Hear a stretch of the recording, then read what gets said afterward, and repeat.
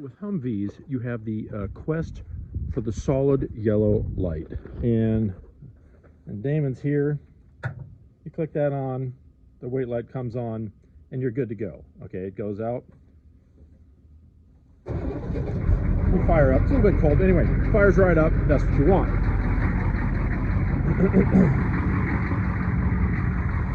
Now, if it's Christmas time, which it is,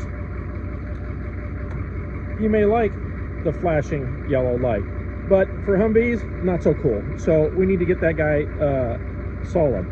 Now, what I found out just getting into these things is your TCU has to match your box down here. Let's see, is that focusing in? Anyway, it has to match your box, and I didn't know that. And you know, I drove these things in the Army, and you're not going to pay attention to things like that. If it broke, you wrote a PMCS and you know, gave it to maintenance, and that was it. You were done. So that's that guy's problem. And this one over here, we got to turn it. Nothing. It's just that little flash, and that's it. Now we did change the glow plugs in here, but that's about as far as we get on that line. Alright, taking these guys off. It's not really a big deal. Just pinch that together and they pop off.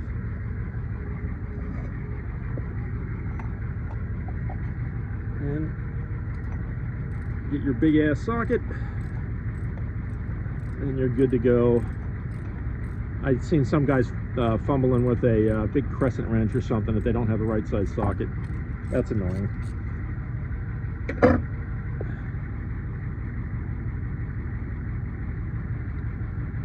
All right, a little bit of water comes out of that guy, not a big deal. And this one is, what is this guy? Okay, that says Nartron. So it's a type of Nartron.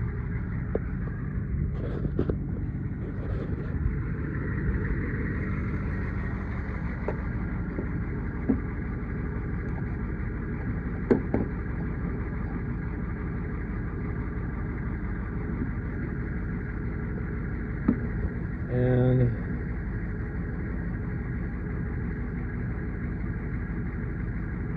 manufacturer 32498. 32498. So both of them look to be the same exact thing, right?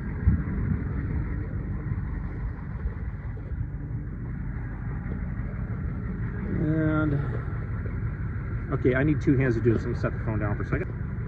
And I'm just plugging this guy in. I'm gonna leave it out.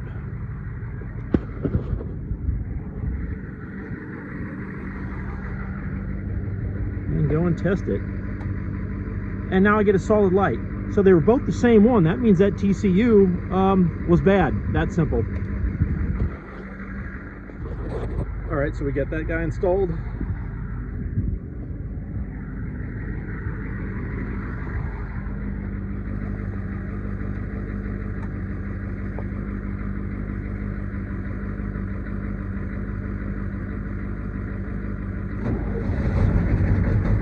And this guy's cold too.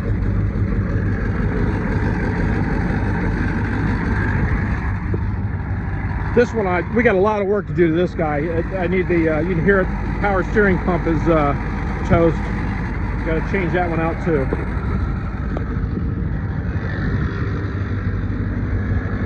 Yeah, this one under restoration. But that's one thing that did get solved. And helmet head over there, that's the next one on the whole quest for the solid yellow light.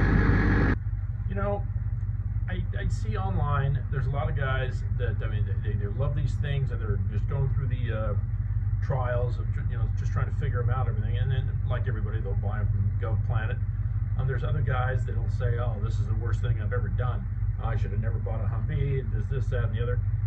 I would say, you know, I love these things. I have a good time with them, working on them and everything too, but the key thing there is that I got to work on them. And anytime you get them from Gov Planet, there's all kinds of stuff out there about, you know, guys doing various restorations, you know, and fixing them.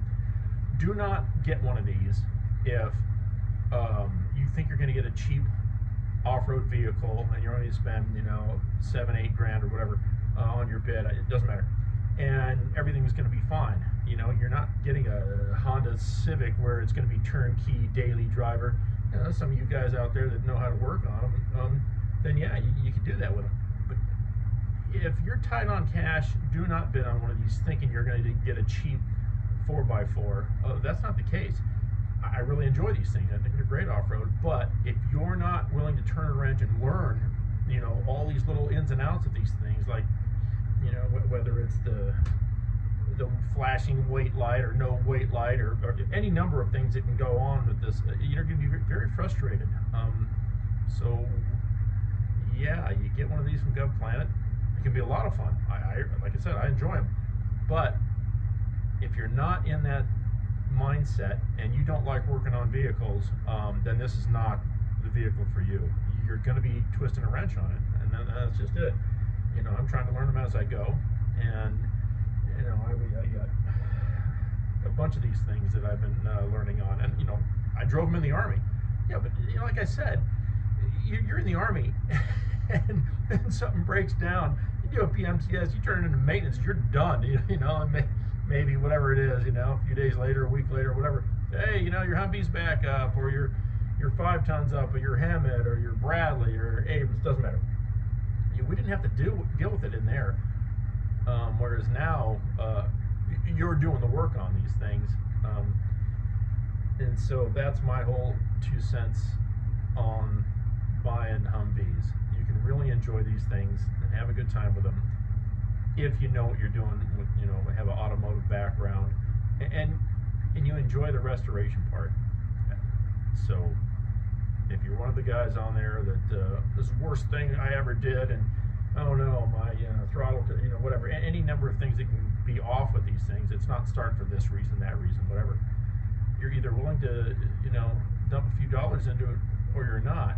But once you do that, you're still going to have a vehicle for I think in most cases less than 10 grand, in a lot of cases at least less than 15 grand as far as the time and money you put into them, which is far better than going out there and try buying a new Jeep, for example, where those things 80 grand now or something ridiculous like that, or those Razors you see all the cool kids that have, and they'll spend like 30 grand on this, you know, 4-seater or whatever. I'm just not that interested in those things that spend that kind of cash, whereas Humvee, you're good to go. Do the work on it, you'll enjoy it.